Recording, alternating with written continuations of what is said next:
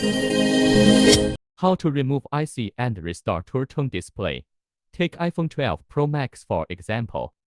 iPhone's True Tone display will disappear, and it will inevitably appear important display message after installed aftermarket screen. Our screen assembly support remove IC to solve the pop-up warning problem. Now we will show you how to remove the screen pop-up message. First, use a hot air gun to preheat the flex at 100 degrees.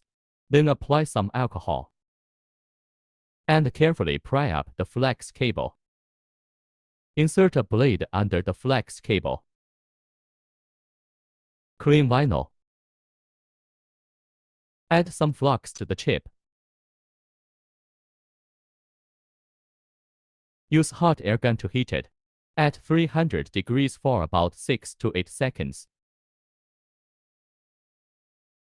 Remove the chip. Add paste flux.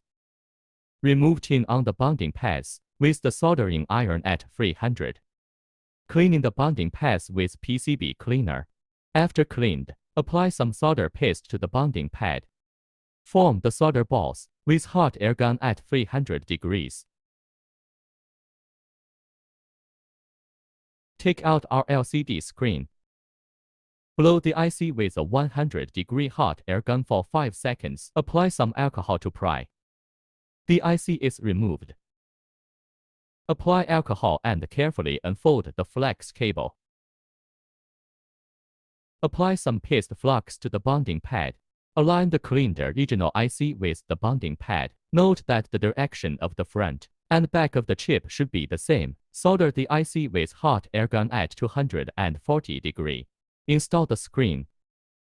There is no warning message.